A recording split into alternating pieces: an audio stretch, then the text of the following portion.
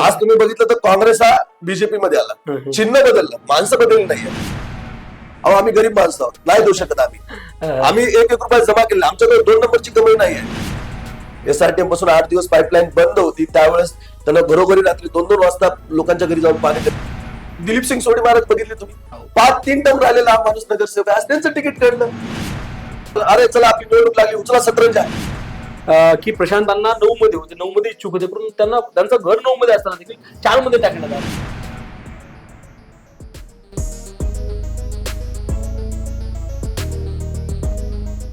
नमस्कार, मी गणेश शिंदे, आपल्या सर्वांचं युवाराज्य न्यूज लाईव्ह मध्ये मनपूर्वक स्वागत. नांदेड महानगरपालिकेची निवडणुकीच्या अनुषंगाने आपण युवाराज्याच्या विशेष पॉडकास्टमध्ये सातत्यानं उमेदवार आणि उमेदवाराचे प्रतिनिधी यांची आपण मुलाखती घेत असतो. या विशेष पॉडकास्टमध्ये आपल्यासोबत आहेत अनिल पाटील भालेराव, जे की प्रभाग क्रमांक 9 म्हणजे नवीन मोंढा आणि बगलपुरा हा जो प्रभाग आहे त्या प्रभाग क्रमांक 9चे उमेदवार नंदाबाई नवनाथराव भालेराव आहेत आणि त्यांचे चिरंजीव आपण अनिल पाटील यांच्याशी संवाद साधणार आहोत. नमस्कार सर. नमस्कार.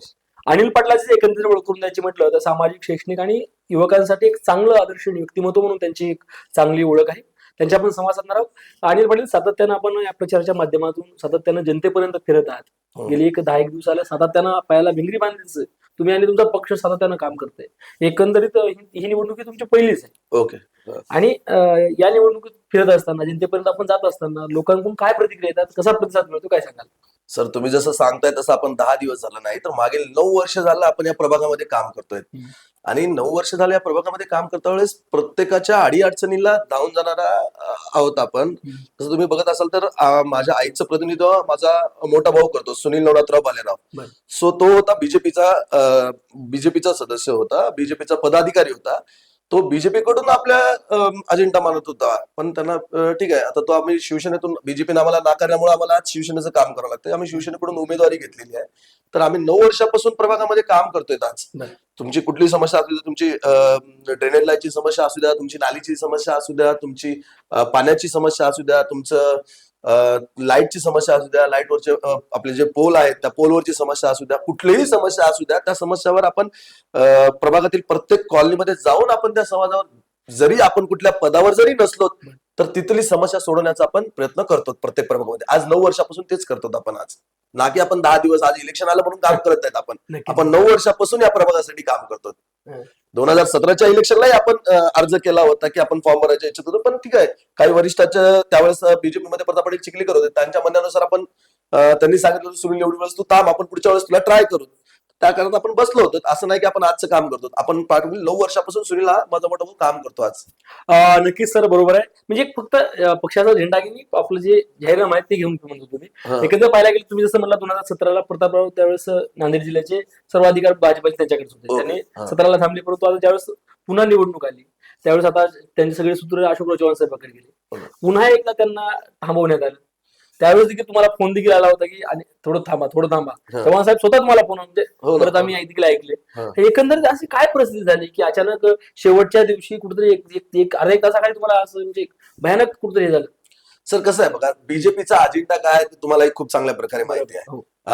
मला सांगा, आज तुम्ही जसं सांगितलं की प्रताप पाटील चिखलीकर साहेबांचे त्यावेळेस थांबायला सांगितलं, ठीक आहे, प्रताप पाटील चिखलीकर साहेब दुसऱ्या पक्षात, त्याबद्दल काही आम्हाला हे नाही. ठीक आहे, पक्ष त्यांनी म्हणजे पक्ष तोच आहे, फक्त व्यक्ती बदलले. बरोबर. आज तुम्ही बघितलं तर काँग्रेस हा बीजेपी मध्ये आला, चिन्ह बदललं, माणसं बदलली नाहीये, फक्त पंजा गेला आणि कमळ हातात आलं.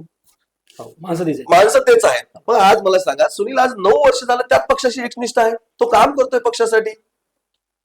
त्याला तुम्ही का डावळलं हे तुम्ही आज पक्षाला विचारा, तुम्ही का डावळलं म्हणा. जो पक्षाचा कार्यकर्ता आहे त्यानं 9 वर्ष झालं तुमचं काम केलेलं आहे पक्षामध्ये. तुमच्या लोकसभेची निवडणूक असो, तुमची विधानसभेची निवडणूक असो, तुमच्या नगरपालिकेच्या 2017ची निवडणूक असो, तुमचे सीएम चषकचे काही स्पर्धा असतील, त्याच्यानंतर तुमचा बीजेपीचे प्रत्येक कार्यक्रम राबवणं, तुमचे प्रोग्राम राबवणं, प्रत्येक सुनीलनं प्रभाग क्रमांक 9 मध्ये केलेलं आहे. आज संतोषराव साहेब इलेक्शनला उभं टाकले बीजेपी कडून, त्यावेळेस सुनीलनं प्रभाग क्रमांक 9 मध्ये 16 बूथ सांभाळले. 16 बूथ मध्ये त्याचे 4 बूथ प्रमुख अटेंड करणं, टोटल 64 बूथ प्रमुख अटेंड करणं. त्याच प्रभाग क्रमांक 9 मध्ये 21,613 हे आहेत आपली लोकसंख्या, त्या लोकसंख्येपर्यंत त्यांची पोलशीट पोहोचणं, ह्या सगळे कामं सुनीलने केलेले आहेत. मग तुम्ही आज कशावर डावळलं? आज तुम्हाला कुणीतरी काय परीक्षा देतात, एक 4-5 लाख 40-45 लाख रुपये देतात, पण तुम्ही तिकीट दुसऱ्याला देऊन टाकलं.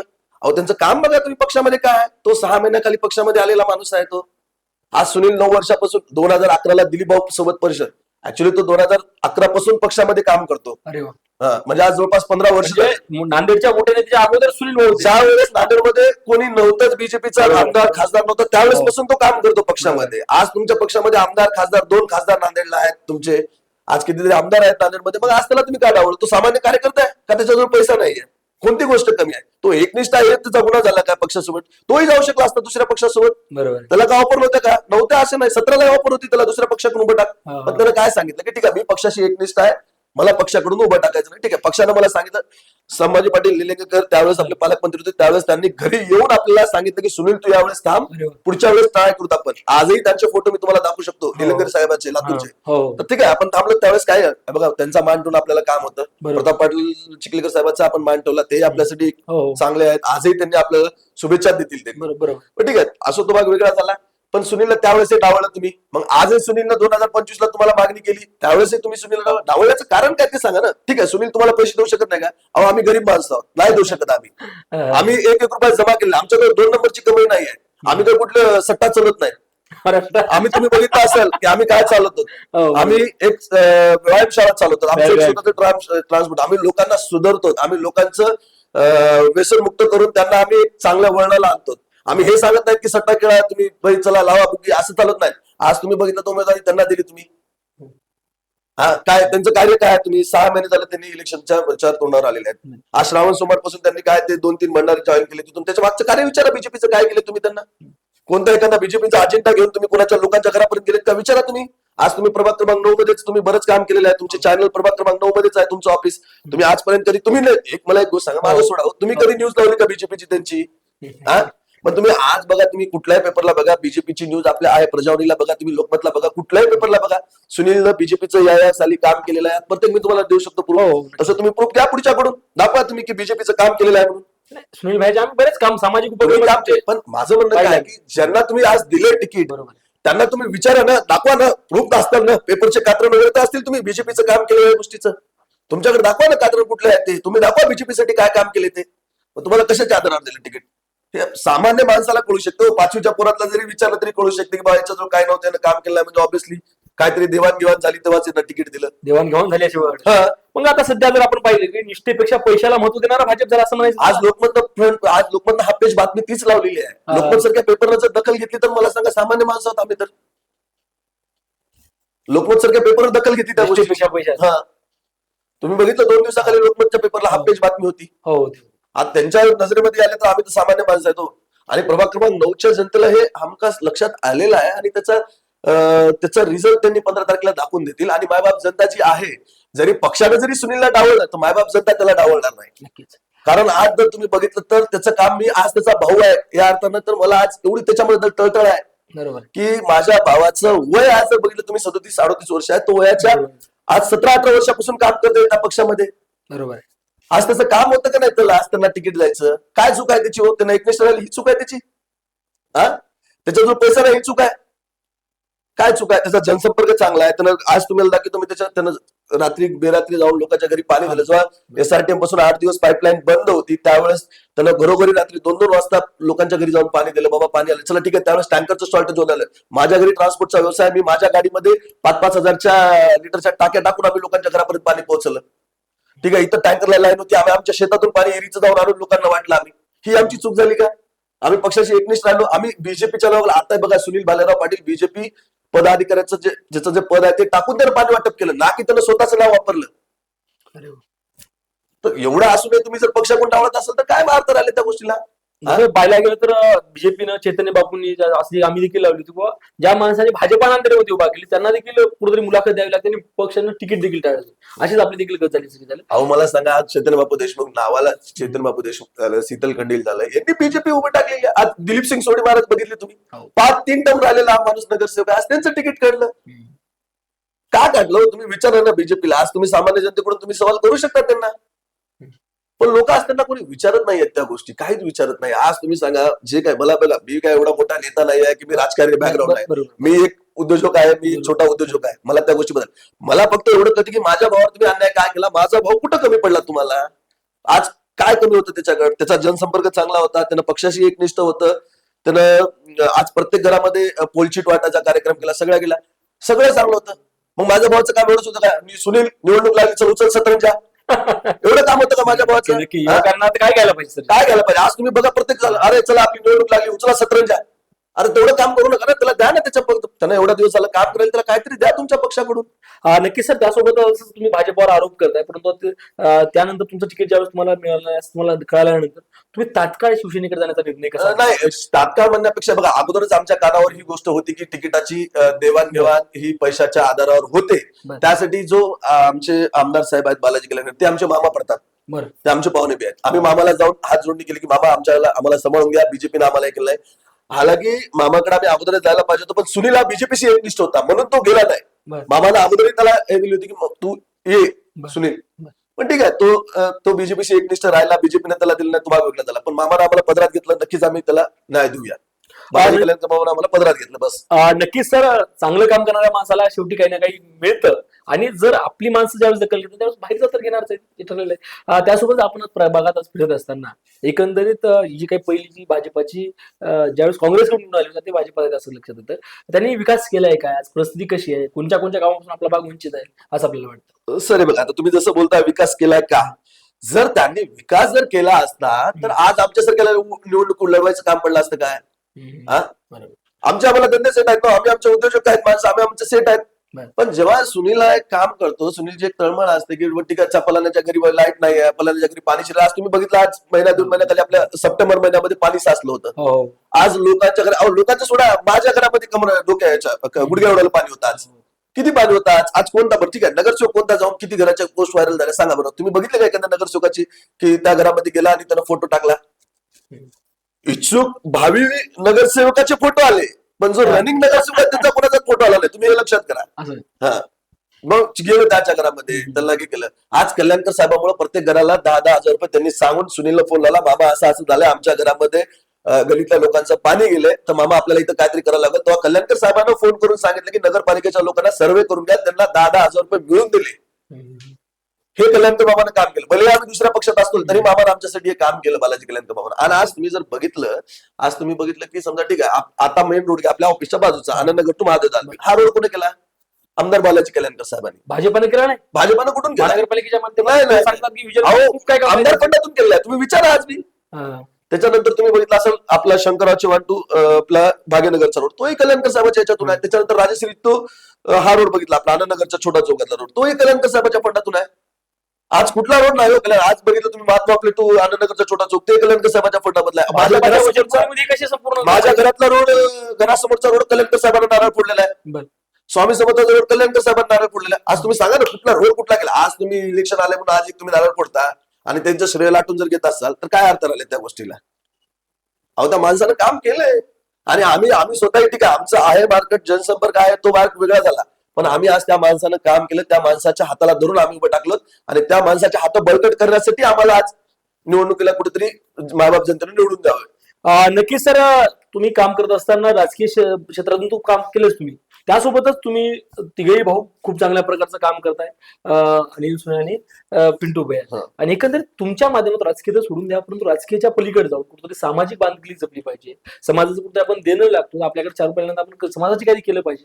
असे काही काही उपक्रम तुम्ही राबवता का? कोणकोणते आता आपण राबवले त्यासनावर काय सांगा? सर हे बघा, आपण आज निवडणूक आली म्हणून कुठले उपक्रम राबवले नाही, तर आपण 2019 पासून हा उपक्रम राबवतो. जसं तुम्ही बघितलं 2019ला माझ्या वाढदिवसानिमित्त म्हणा किंवा सुनील भाऊच्या वाढदिवसानिमित्त म्हणा आपण रक्तदान शिबिर घेतो, त्यानंतर साडी चोळी वाटप करतो, आपण शालेय साहित्य वाटप करतो, त्यानंतर हॉस्पिटलमध्ये जाऊन काही गरीब रुग्ण जे आहेत त्यांना भेट देतो आपण, त्यांच्या काही मदती असतील तर त्यांनाही त्या मदती करतो. ह्या सर्व गोष्टी करत असतो. त्यानंतर आपल्या 2020 ते 21च्या कालावधी आपल्या इथं कोरोनाचं महामारी आली. कोरोनाच्या महामारीमध्ये तुम्ही स्वतः बघितलं असेल की आपण सकाळी 1 महिना टोटली सकाळी 500 डबे, संध्याकाळी 500 डबे हे पेशंटच्या बेड पर्यंत जाऊन, हालाकी कोरोनाची लॉकडाऊन असतानाही ठीक आहे, आम्ही आमचं सेफ्टी बाळगून आम्ही पेशंटच्या बेड पर्यंत आम्ही टिफिन त्यांना नेऊन दिले.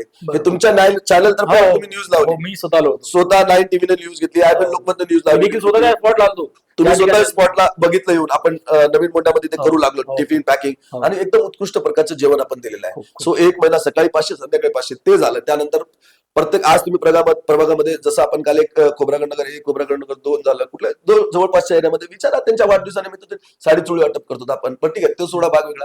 कुठली महापुरुषाची जयंती उद्या असं नाही की डॉक्टर बाबासाहेब आंबेडकरांची जयंती उद्या शिवाजी महाराज छत्रपती शिवाजी महाराजांची जयंती उद्या. प्रत्येक महापुरुषाच्या रामनवमी असो तुमची प्रत्येक महापुरुषाच्या याला आपण अन्नदान वाटप करतो. जे आपल्याच्यानं घडतं आपण समाजाचं काही देणं आहे जे आपली 4 पैसे कमी होते त्यातले 2 पैसे आम्ही सामाजिक कार्यावर उपयोग करतो ना की आम्ही इलेक्शनच्या दृष्टिकोनातून करत नाही. आम्हाला त्या गोष्टीमध्ये खुशी बसली होतो. आम्हाला त्या गोष्टीमध्ये समाधान वाटतं म्हणून आम्ही करतो. आणि जर असं जर लोकांसारखं जर दाखवायचं बसलं आणि जर मी एखाद्या पक्षाचं नाव म्हणून लावलं तर आज नांदेडमध्ये माझ्या एवढं काम करणारा कोणी भेटणार नाही तुम्हाला. आज तुम्ही सांगा मला कुठला कार्यकर्ता खिशातून पैसे घालून करतो महापुरुषाची जयंतीला अन्नदान. प्रत्येक महापुरुष मी म्हणत नाही की शिवजयंती प्रत्येक महापुरुषाची जयंती सांगा तुमच्या स्वतःच्या वाढदिवसानिमित्त म्हणून द्या. तुमचा आज गणपती तुम्ही बघितला असेल नांदेडमध्ये मी देखा असेल गणपती करतो. आज 1 रुपया कुठली वर्गणी न घेता मी स्वखर्चातून बसतो. आज कुठला कार्यकर्ता करतो त्या गोष्टी सगळ्या आहे. मला त्या गोष्टीचा अभिमान आहे. मला त्या गोष्टीचं कुठेतरी करायची खूप इच्छा आहे म्हणून मी त्या सगळ्या गोष्टी करतो. मी राजकारणाचा अजेंडा घेऊन करत नाहीये. आणि जर मायबाप जनतेने निवडून दिले तर ऑब्व्हियसली त्या लोकांसाठी मी आज माझं जो कुठलं पद नसताना माझ्या भावाचं कुठलं पद नसताना आम्ही लोकांसाठी एवढी धडपड करतो. तर उद्या मायबाप जनतेने जर आम्हाला कुठलं पद दिलं तर आम्ही नक्कीच त्यांच्यासाठी जे होईल ते जे आज करतो त्याच्यापेक्षा 2 पट जास्त करू आम्ही. नक्कीच सर. एकंदरीत तुम्ही सांगितले की बरीच सामाजिक उपक्रम देखील कामं देखील सांगितली. ज्यावेळेस तुमच्या भाजपने ज्यावेळेस मुलाखतीला बोलवलं होतं त्यावेळेस तुम्ही मुलाखतीला गेला होता त्यावेळेस ही कामाची यादी देखील नाही का तुम्ही? अहो त्यांना पूर्ण चार्ट दिला होता आपण कामाची यादीच राहील तर त्यांना 50 पेजेसचं एक पूर्ण बुकलेट बनवून दिलं होतं की सुनीलनं 2011 पासून काय कामं केले कुठले कुठले कार्यक्रम राबवले तुमच्या कुठले कुठले उपक्रम तुमचे राबवले काय फायदा झाला. 2 हे झाले त्यांच्या एक अमर राजूरकर साहेबांनी घेतली आणि एक अजित गोपछडे साहेबांनी घेतली. दोन्ही जागी इंटरव्ह्यू झाले त्यांची. दोन्ही जागी त्यांनी दिल्या मुलाखती. अहो त्यांनी अमर राजूरकरच्या इंटरव्ह्यू नापास होणं साहजिक गोष्ट कारण ते अमर राजूरकर कालच काँग्रेस. सर काय झालं बघा मी तुम्हाला पहिले सांगितलं की पक्ष तोच आहे कार्यकर्ते बदलले. आता तिकीट कोण कापलं तिकीट कोणाचं वर्चस्व होतं एवढे मोठे तर आम्ही नाही की दंड लावणारे ते त्यांचा विषय तो त्यांना माहिती. पण आम्ही एक सामाजिक कार्य होतो. आम्ही एक 2011 पासून काम करत होतो. आमची अपेक्षा होती की आम्हाला त्यांनी तिकीट द्यायला पाहिजे. मग ठीक आहे तुम्हाला पैसे पाहिजे होते तुम्ही सांगायचं होतं आम्हाला की सुनील हे तिकिटाचे पैसे तुला द्यावा लागतात. आम्ही शेत विकून ठेवले असते की तुम्हाला आम्हाला एवढे तिकिटाचे पैसे द्यायचे असतील तर तुम्ही द्यायचं होतं तिकीट सांगायचं होतं आम्हाला एवढे पैसे पाहिजे. मान्य आहे आम्ही 2 नंबरचा धंदा करीत नाही आम्ही 1 नंबरचा धंदा करतो. आमच्याजवळ तेवढे पैसे नाही आहेत आमच्याजवळ. सो तुम्ही तेवढा विचार करायला पाहिजे होतं. नक्कीच बरोबर आहे सर. 17ची तळमळ होती नगरसेवक व्हायची. आता 3 वर्ष गॅप मध्ये पडला प्रशासन लागलं. त्यानंतर आता 2026च्या निवडणुका त्यामध्ये देखील नगरसेवक नेमकं काय नगरसेवक व्हायची तुम्हाला? बघा नगरसेवक आता तुम्ही म्हणताच असं की तुम्ही बघा आता तुम्ही प्रशासनाचा विषय काढला तुम्ही आता जसं तुम्ही म्हणताय की नगरसेवक का व्हायचं मला. अहो मला एक गोष्ट सांगा तुम्ही नगरसेवक असताना एक लोकांचे खूप काही समस्या होत्या. आज बघा तुम्ही प्रत्येकाच्या आज तुम्ही बगरपुरा भागामध्ये जा तुम्ही तर ड्रेनेज लाईन जी आहे ती प्रत्येकाची ड्रेनेज लाईन ही नालीमध्ये सोडलेली आहे ना की त्यांची लाईन ती चेंबरमध्ये वगैरे सोडलेली आहे. का चेंबरमध्ये सोडली आहे कारण पुढे ब्लॉकेज आहे. तुमच्या नालीमधून चंबर लाईन सोडलेली आहे. चंबरची लाईन तो काय होतं पाणी पूर्ण घराचं येतं सेंड येतो पुरा वास येणार त्याच्यावर मच्छर भरणार तुमच्या अजून आरोग्याची व्यवस्था होणार. ह्या सगळ्या गोष्टी जर कुठं सोडायचं असेल तर आज तुम्हाला एक साधं नगरसेवकाचं तरी पद पाहिजे. सामान्य माणूस काय करू शकतो. आज सुनीलला करायचं आज तुम्हाला आता तुम्ही तो विषय काढला म्हणून सांगतो एक पोलवरचा लाईट बसवायचा होता एक 5-6 स्वामी समर्थाच्या रोडला तिथला. तर सुनीलला त्यांना कॉल केला की साहेब असं आहे की आपल्याला तिथे लाईट बसवायचे. तो माणूस बोलला सुनील तुला लाईट बसवायची तुला लाईट विकत आणावं लागेल आणि XYZ पर्सन आहे तो लाईट स्वतः विकत घेऊन आणतो तो बसवतोय. पण तुला जर बसवायचे असतील तर तुला विकत नगरपालिकेची लाईट आम्ही विकत घेऊन बसव. कोण म्हणलं नगरपालिकेचे लोक आज मी नाव सांगणार नाही त्यांचं पण म्हणजे प्रशासनातले लोक ठीक आहे. स्वामी देखील त्यावेळेस देखील निवडून आले होते वाटते. स्वामी साहेब आहेत वरच्या पदाचा माणूस त्याबद्दल नगरसेवक होते ना 5 वर्ष झालं नगरसेवक होते. त्याच्यानंतर आता 3 वर्ष त्यांच्याच हातात सत्ता असल्याने जरी ते नगरसेवक नसतील तरी नगरपालिकेत त्यांच्याच हात बोलबाला. अहो त्यांचं एका फोनवर काम होतात कुठलेही काम सांगा स्वामी साहेब असू द्या बाकी कुठले असू द्या बीजेपी असू द्या प्रशासन असू एका फोनवर काम होतात त्यांच्या. आमचं म्हणणं काय आहे की आम्ही सामान्य माणूस आहेत. आज कुठलं पद नसताना आम्हाला आज सांगतो तुम्हाला 2 महिन्याखालची गोष्ट आहे. त्याला जेव्हा सांगितलं की तू पैशानं लाईट आण विकत आण बसव ठीक आहे तो बसवायला तयार आहे. अजून त्यांना वरून फोन येतो की नाही रे लाईट बसवायचे नाही. मी जेव्हा सांगत तेव्हा बसवायचे का हो तसं का तर सामान्य कार्यकर्ता या गोष्टीसाठी का त्याचं वजन वाढेल मार्केटमध्ये किंवा त्याला लोक छान त्याला एक मानणारा वर्ग निर्माण होईल यासाठी. तुम्ही जर या गोष्टी केल्या तर त्याला यायची गरजच पडणार नाही की त्याला कोण विचारणार? तुम्ही करा ना, तुम्ही लाईट बसवा, तुम्ही ड्रेनेज लाईनची प्रॉपर पाईपलाईन जोडू द्या, तुम्ही लोकांना सांगा की बाबा नळाला पाणी आज 8 वाजता येणार आहे, आज 9 वाजता येणार. तुम्ही बघितलं नळाचा टायमिंग फिक्स आहे का पाण्याचा? कधी 10 वाजता येते, कधी रात्री 12 वाजता येते, कधी 3 वाजता येते. बरं ठीक आहे, तो भाग वेळा झाला. उन्हाळ्यामध्ये जर तुम्ही ऑब्झर्वेशन केलं असेल तर नळाचं पाणी आलं की लाईट जाते. 100% नळाचं पाणी होतं तुमची लाईट 100% जाणार. हो. याच्यावर सोल्युशन कोण काढू शकतं? तुम्ही लोकांनी तुम्हाला प्रतिनिधी म्हणून निवडून दिलेला आहे, तुम्ही त्याच्यावर सोल्युशन काढू शकता. तुम्ही काढायला पाहिजे सोल्युशन. ह्या गोष्टी कुठेतरी होत नाहीत, म्हणून आपल्याला नगरसेवक पदाची आपण निवडणूक लढवतोय. अनिल पाटील यांनी सातत्यानं ऐकत आलोय की तुमच्या प्रभागामध्ये बाहेरच्या लोकांना जनता मानते म्हणे, बरेच दिवस निवडून देते, खरंय का? सर आजही तेच झालेलं आहे. तुम्ही आज मागच्या दिवशी का हो, आजही तेच आहे. मला सांगा, आज जो काय उमेदवार, आता जर समजा तुम्ही ओबीसी गटातला जो उमेदवार बघितला, त्यांचं घर कुठं आहे तुम्हाला माहिती आहे? स्वामी साहेबांचं घर कुठं आहे? प्रभाग क्रमांक 4 मध्ये. ठीक आहे. सर्वसाधारण महिलांमध्ये जे आहे त्यांचं घर कुठं आहे तुम्हाला माहिती आहे? मलाही माहिती नाही अजून, खरं सांगायचं म्हणजे. मी उमेदवाराचा भाऊ आहे, मी माझी आई आहे, पण मलाही माहिती नाही. पण असं ऐकण्यात आलं की दूरपर्यंत त्यांचे प्रभाग क्रमांक 4 मध्ये घर येते. आपल्या स्थानिकचा उमेदवार नाहीये ते, फक्त स्थानिकचे उमेदवार आहेत. 2 बीजीबयाचं घर आहे विष्णुनगर मध्ये, त्यांचं घर पहिले होतं, आता आहे बीजीबयाचं घर विष्णुनगर मध्ये. आणि दुसरं रानोळकर साहेब त्यांचं आपल्या भावानगर मध्ये घर आहे. पण जे 2 उमेदवार आहेत त्यांचं स्थानिकचं घर नाही आहे, त्यांचं बाहेर आहे. आणि ठीक आहे, आमच्या प्रभाग क्रमांक 9 मध्ये आजपर्यंत जे तुम्ही म्हणलं तसं झालं, प्रेम दाखवलं. पण यावेळेस प्रभाग क्रमांक 9 हे प्रेम दाखवणार नाही. प्रभाग क्रमांक 9 स्थानिकचा उमेदवार निवडून देणार आणि त्यांना अर्ध्या रात्री त्याचं घर माहिती राहायला पाहिजे, त्याचं ऑफिस कुठं आहे हे माहिती राहायला पाहिजे. त्याचं प्रभाग क्रमांक 9 मध्येच ऑफिस असणार, त्याचं प्रभाग क्रमांक 9 मध्येच घर असणार. तर त्या उमेदवाराला प्रभाग क्रमांक 9 मधील जनता निवडून देईल की अर्ध्या रात्री त्याला जाऊ शकतात. अरे सुनील काय झालं, पाणी येत नाही या नळाला, कधी येणार आहे? अरे सुनील माझ्या घरात पाणी साचलंय, असा ज्या माणसाला म्हणू शकतील त्याच माणसाला प्रभाग क्रमांक काम करता आली पाहिजे, तरच प्रभाग क्रमांक 9 मधील त्याच लोकांना प्रभाग क्रमांक 9 निवडून देईल. एक दुसरी एक गोष्ट मी ऐकली की प्रशांतांना 9 मध्ये होते, 9 मध्ये इच्छुक होते, पण त्यांना त्यांचं घर 9 मध्ये असताना देखील 4 मध्ये टाकण्यात आलं. त्या बाबतीकडे आपण कसं पाहता? सर बघा, तो वरच्या लेवलचा विषय आहे. त्या गोष्टीबद्दल मी बोलायला, कारण मी एवढा मोठा नेता नाही आहे की त्यांचं का टाकलं, त्यांचं का नाही, त्यांचं राजकारण त्यांना माहित. पण मला तरी कुठंतरी वाटतं की बीजेपीनं एक काय केलं माहितीये की नाही, की तुम्ही बघितलं असेल या प्रभागामध्ये जवळपास 7,500 ते 8,000 मराठा समाजाचं मतदान आहे. आज तुमच्याकडे मराठा समाजाचा उमेदवार नव्हता का? तुम्ही का दिलं नाही प्रशासनाला तिकीट? द्यायला पाहिजे, तो मराठा समाजाचा उमेदवार होता. ठीक आहे, त्यांना दिलं नाही, आम्हाला द्यायला पाहिजे. आम्ही मराठा समाजाचे उमेदवार होतो, आम्हालाही डावळलं. तुम्ही का डावळलं आम्हाला? तुम्ही सांगा, कोण आहे बीजेपी मध्ये मराठा समाजाचा उमेदवार? आज 8,000 लोकसंख्या असणाऱ्या वार्डामध्ये तुम्हाला मराठा समाजाचा उमेदवार द्यायला पाहिजे. एक तरी द्या ना, 4 पैकी तुम्ही. कोण आहे? सदिच्छा सोनी आहेत, तुम्हाला माहिती आहे. तुम्ही सांगताय सोनी आहे, तर तुम्ही सांगताय मराठा उमेदवार आहेत. तुम्ही सांगा, आम्हाला सांगून का? आम्ही तर उमेदवार होतो, आम्ही जर काय बोललो तर त्याची लगेच हायलाइट होईल ती बातमी. तुम्ही हा अभ्यास करा ना. तुम्ही एक मराठा समाजाचा, तुम्हाला माहिती पाहिजे तुमचे पाहुणे कोण आहेत, तुमचं काय मराठा समाज आहेत ते. पाहुणे होणार नाही नक्की सर. त्यासोबतच जर कदाचित आपल्याला संधी मिळाली, 15 तारखेला मतदान आहे, लोकांनी जनतेने सगळ्यांनी मतदान करायचेच आहे. आणि 16 तारखेला ज्यावेळेस निकाल लागला त्यावेळेस भालेराव परिवारातला नगरसेवक झाला, नंदाबाई नगरसेवक झाल्या. आणि त्यानंतर आपल्याकडे विकासाचं विजन काय असेल, आपल्याला काय करायचं आणि विषय सांगायचं सर की ऑन रेकॉर्ड बोला. कारण की आजपर्यंत गेली अनेक वर्षापासून फक्त आश्वासनं तीच आहेत, जाहीरनामे तीच आहेत, कुणाच्या पाहिजे, फक्त मध्ये मिस्टेक झालेल्या, कामं अजिबात होत नाहीत. काही मोजकी कामं सोडली कामं होत नाहीत. अशी काही कामं सांगा सर की ती 100% झाली पाहिजे. आणि तुमच्या जी तुमच्यानं करणं होतात तीच सांगा. या काय सांगा सर? हे बघा कसं आहे, जो माझा भाऊ आहे सुनील, त्यानं आजपर्यंत प्रभाग क्रमांक 9 मध्ये काय प्रॉब्लेम होतात आणि काय समस्या येतात ते स्वतः त्यानं जाऊन बघितलेले आहेत. मी राजकारणामध्ये नाही, तो राजकारणामध्ये आहे. ठीक आहे, आज काही कारणानिमित्त तो येऊ शकला नाही. आज प्रचाराचं तुम्ही बघितलं 2 दिवस बाकी आहेत, त्यामुळे तो येऊ शकला नाही. पण त्याचं विजन कन्फर्म आहे की त्याला एक जेव्हा प्रभाग क्रमांक 9 ची जनता त्याला जेव्हा निवडून देईल, त्याला एखाद्या पदावर बसवेल, तर त्यावेळेस काय होईल, त्याचं विजन सर्वात पहिले आहे की जो ड्रेनेजचा विषय आहे नांदेड मधला आपल्या प्रभाग क्रमांक 9 मध्ये, तो सर्वात पहिले तो सॉल्व्ह करेल.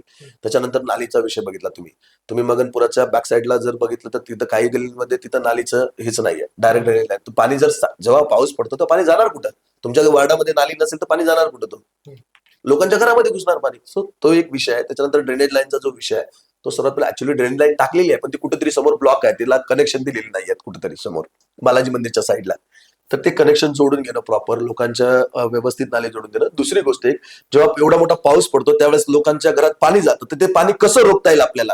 आजकाल काय झालं बघा, नगरसेवकांनी काय केलं की रोड बनवता वेळेस खालचा रोड तो तसाच राहिला, त्यांनी वरून डांबरीकरण करून टाकलं, तो रोड वर चढत चढत चढत त्याची एवढी मोठी लेअर तयार झाली. त्याला जर तुम्ही व्यवस्थित खणून जर तुम्ही त्याचे प्रॉपर रस्ता जर केला असता ना तर लोकांच्या घरात पाणी शिरलं नसतं. तुम्ही लोकांचा विचार केला नाही. आज मला माल मटेरियल कमी लागणार रोड बनवता वेळेस बस त्याच्यावर रोड जेव्हा आपण विजन येईल तर आपल्याला प्रॉपर रस्त्याचं खदून त्या साईडला व्यवस्थित त्याचं घराच्या लेवलला रस्ता आला पाहिजे, जेणेकरून लोकांच्या घरामध्ये पाणी नाही गेलं पाहिजे. असं आपलं एक विजन आपण तयार करतोय की ज्या गोष्टी समस्या बघा सामान्य जनता त्यांना पाहिजे काय, नगरसेवकाचं काय काम पडतं, काहीच काम पडत नाही नगरसेवकाचं. फक्त त्यांची अपेक्षा काय राहते की माझ्या घरामध्ये व्यवस्थित पाणी यावं, माझ्या घरात नळाला व्यवस्थित पाणी आलं, माझ्या घरामध्ये पावसाचं पाणी शिरू नये, माझ्या घरातलं जे ड्रेनेजचं पाणी आहे ते व्यवस्थित निघून जावं, सांडपाणी जे आहे ते व्यवस्थित निघून जावं, कचऱ्याची गाडी व्यवस्थित टायमावर यावं. ह्या सगळ्या सामान्य गरजा आहेत. आम्हाला तुमच्याकडून कुठलीच अपेक्षा नाही. नगरसेवक मलाच काय कुठल्याच जनतेला अपेक्षा नसते नगरसेवक. 5 वर्षामध्ये कोण जातो कोणाच्या घरी, काही समस्या असल्याशिवाय जर ह्या जर समस्या आपल्याला सॉल्व्ह करायच्या असतील तर एकदा तरी आम्हाला पदावर बसवा तुम्ही. आम्ही नक्कीच ड्रेनेजचा तुमचा प्रॉब्लेम सॉल्व्ह करू, नालीचा प्रॉब्लेम सॉल्व्ह करू, तुमचा कचऱ्याचा प्रॉब्लेम सॉल्व्ह करू. त्याच्यानंतर जे आरोग्याविषयी जे म्हणताय तुम्ही फवारणी असेल, आपण लहान असताना कंटिन्यू फवारायला येत होते बघा. आज तुम्ही फवारणी बघितली कुठं या 2-4 वर्षात 5 वर्षामध्ये? पहिले रोज फवारण्यासाठी माणसं येत होते नगरपालिकेकडून, ती गाडी फिरत होती. मला जसं लहान कळते गाडी फिरत होती. आज कुठे आहे ती गाडी, बघितली का आपण? आज नाही बघितली. विषयच नाही फवारणीसाठी. आज का माणसाचं आरोग्य आज महत्वाचं नाही आहे तुम्हाला? सो कुठेतरी त्या गोष्टी आपल्याला सगळ्या पुन्हा एकदा आपल्याला करायच्या आहेत. फवारणी झालं तुमची, तुमचं सांडपाणीचं पाणी व्यवस्थित जाणार, तुमच्या प्रत्येक गल्लीमध्ये नाली आहे की नाही, ड्रेनेजची पाईपलाईन व्यवस्थित जोडलेली आहे की नाही, प्रत्येक पोलवर लाईट्स आहेत की नाहीत. आज बघितलं तुम्ही लाईट नसल्यामुळे चोरीचं प्रमाण पण भरपूर वाढलेलं आहे. चेन स्कॅचिंग वगैरे आज तुम्ही भरपूर प्रमाणात बघितलं असतं. गाड्या चोरी जाणं, ह्या सगळ्या गोष्टीवर आपल्याला कसं नियंत्रण ठेवता येईल. काही प्रभागामध्ये सीसीटीव्ही बसवायचा योग आला, आपण स्वखर्चातून बसू शकतो. आपण काय नाही, 5-10 हजाराची गोष्ट आहे. प्रत्येक प्रभागामध्ये 2 या रोडला म्हणजे काही गोष्टी नगरपालिकेच्या निधीतून होत असेल तर करू शकतो आपण स्वखर्चातून. जसं आपण सीसीटीव्ही म्हणता, आता तुम्ही आपल्या 10 गल्ल्या 10 गल्ल्याच्या तोंडावर 1-2 हजार, 800-900 रुपयाचा कॅमेरा, 5-10 हजार रुपये आपण खर्च करून बसू शकतो आपण कॅमेरा. ह्या जर नगरसेवकाने केला असतं तर आमच्यासारख्याला आला असता गावच्या. आज सामान्य साध्या गोष्टी आहेत. बरोबर. जेव्हा एखाद्या गल्लीतून चोरी होते, जर आपला सीसीटीव्हीचा कॅमेरा कोपऱ्यावर असला असता तर आपण चेक करू शकतो ऍटलीस्ट. आणि त्यावेळेस लोक बनले असतात, नाही आमच्या नगरसेवक साहेबांना तिथे कॅमेरा लावलाय, चोरी झाली तर चला नगरसेवक साहेबांकडे बघूत आपण. तुम्ही निवडून आल्यानंतर तुमच्याकडे बघण्याची प्रतिमा 5 वर्षानंतर चांगलीच राहील, ऑब्व्हियसली चांगली राहील. आणि माझं घर हे प्रभाग क्रमांक 9 मध्ये आहे. तुम्ही अर्ध्या रात्री माझ्या घरी या. आज आमच्याजवळ पद नसतानाही लोक आम्हाला फोन होतात, भाऊ पाणी नाही, बघा काही व्यवस्था होती का, भाऊ इथला लाईट शॉर्ट झालाय, बघा लाईट टाकलं. माझ्याजवळ ऑन रेकॉर्ड फोटो सहित आहेत, तुम्हाला दाखवू शकतो मी त्या गोष्टी. आणि जो उमेदवार आहेत का नाही पुढचे, त्यांना या गोष्टी दाखवायला सांगा. तुम्ही 6 महिने, मी हे म्हणत नाही 6 महिन्याचं काम दाखवू नका. 6 महिन्याच्या अगोदर तुम्ही काय कामं केलीत बीजेपीसाठी, स्पेशली बीजेपीच्या नावाखाली, ते दाखवायला सांगा. तुम्ही म्हणताय त्यापेक्षा मला तर वाटतं की या प्रभाग क्रमांक 9 मध्ये अशी देखील चर्चा आहे की भालेराव आणि सोनीची सदिच्छा चांगली चुरस लढत होणार आहे. यामध्ये काय ते मग कसं होईल? सर चुरस लढत होणार ना, त्यांची पैशाची आहे, आमची सामान्य लोकांच्या पाया पडून आम्ही मत मागतो, बस ही चुरस लढत आहे. आम्ही पैसा नाही तेवढे नाही आहेत, आमच्याजवळ 2 नंबरचा पैसा नाही. अहो त्यांचं काय, आज पैसा गेला, उद्या IPL चालू होणार आहेत अजून. बरं, लोकांनी मग तुम्हालाच का निवडून द्यावं, तुम्हालाच का मतदान करावं, तुमच्यातलं वेगळं पण काय? सगळ्यात पहिली गोष्ट, आम्ही प्रभागातल्या स्थानिक उमेदवार आहेत. तुम्ही अर्ध्या रात्री माझ्या घरी येऊ शकता. माझ्या भाऊचा ऑफिस बी तुम्हाला माहिती आहे मगनपुऱ्यामध्येच आहे. तुम्ही अर्ध्या रात्री त्याला बोला. सुनीलचा प्रभागातील आज 20,000ची लोकसंख्या आहे, तर 5,000 लोकांकडे त्याचा नंबर आहे आज पर्सनली. त्याच्यानंतर माझ्या पप्पाचा व्यवसाय मगनपुऱ्यातच आहे, नवीन मोठ्यामध्ये. आम्ही प्रभागामध्ये आज जवळपास 50 वर्ष झाले आम्ही प्रभागात राहतो, प्रभाग क्रमांक 9 मध्ये. तो स्थानिकचा उमेदवार आहे. त्याच्यानंतर आम्ही सामान्य माणसं आहेत. तुम्ही अर्ध्या रात्री आवाज द्या की सुनील मला काम करावं लागते, सुनील हजीर आहे तुमच्यासाठी. ना की तुम्हाला माझ्या गेटवर येऊन थांबायची गरज पडत नाही. माझ्या गेटून जरी आवाज दिला तर माझ्या घरात आवाज येते लगेच. सो तुम्हाला तळागाळातील माणूस भेटेल, तळागाळातील एक प्रतिनिधी भेटेल, म्हणून तुम्ही त्याला निवडून द्या. ना की तुम्हाला दुसऱ्या वार्डात जाऊन त्याला मदत मागायचं काम पडेल. तुम्ही जासाल, तुम्ही प्रभाग क्रमांक 9 चे, तुम्ही जासाल 4 मध्ये. आता दोन्ही उमेदवार आपले 4 मध्ये राहतात, सर्वसाधारण महिला बी आणि स्वामी साहेब पण. मी कोणाचं नाव घेऊन टीका करत नाहीत, माझं त्यांचं काय वैर नाही. फक्त एक तुम्ही निवडणुकीपुरता प्रश्न विचारला, त्यांचं घर सामान्य का निवडून द्यावं हे सांगतो मी. कारण प्रभाग क्रमांक 9चे तुम्ही लोक आहेत, तर तुम्हाला प्रभाग क्रमांक 9 मध्येच तुम्हाला प्रतिनिधी द्या ना त्यांना. त्यांच्या घरी जाऊ शकता तुम्ही. सुनील आपल्या गलीतलं ते पाणी जायला गेले, त्याला बघ काय करता येईल आपल्याला. तर म्हणून मायबाप जनतेला आम्हाला प्रभाग क्रमांक 9चे स्थानिक उमेदवार होता आणि म्हणून आम्हाला निवडून द्यावे. बाकी त्यांची इच्छा आता पुढची. पण आम्ही आवाहन करू शकतो, आम्ही लोकांचे पाय पडू शकतो की आम्हाला द्या. आमच्याजवळ पैसा नाही, मान्य आहे आम्हाला, पण आम्ही गरिबीतून वर आलेली माणसं आहेत आणि समाजासाठी काहीतरी करायचं म्हणून आम्ही या निवडणुकीत उतरलेलो आहोत. नक्कीच पाटील, तुम्ही सांगितलं की सध्या विशेष काढले इथं जी लढत होणार आहे धनशक्ती विरुद्ध जनशक्ती होणार आहे. कारण की जनतेलाही परत झालं की शिरणी आम्ही सहज जनतेचा कोल घेत असताना असं म्हणलं की शिरणी वाटायची आम्ही घेतो लोक असं म्हणते.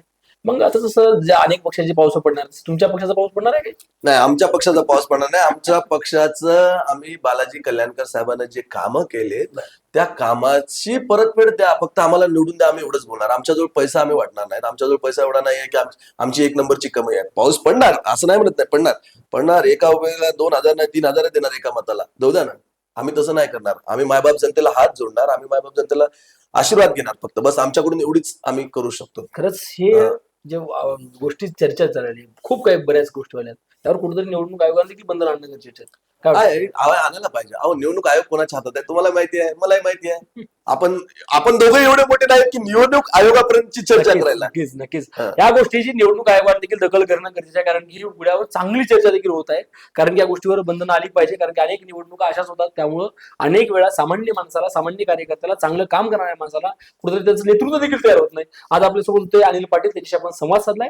त्यांच्या संदर्भात आपलेही काही प्रश्न असतील तर नक्की कळवा. त्यांच्या संदर्भात संवाद साधत असताना त्यांनी त्या प्रभागातले रहिवासी आहेत, त्या प्रभागात नेमकं काय करायचंय, आज सध्या परिस्थिती काय, विकासाचं विजन काय, एकंदरीत आणि आमच्या माध्यमातून, आमच्या आमदार साहेबांच्या माध्यमातून आणि कल्याणकर साहेबांच्या विकास कामं काय काय झाली, या सर्व प्रश्नावर देखील चर्चा झाली. या संदर्भात आपलेही काही प्रश्न असतील तर नक्की युवा राज्य न्यूजच्या कॉमेंट बॉक्समध्ये कळवा. पुन्हा आपण भेटूया. धन्यवाद.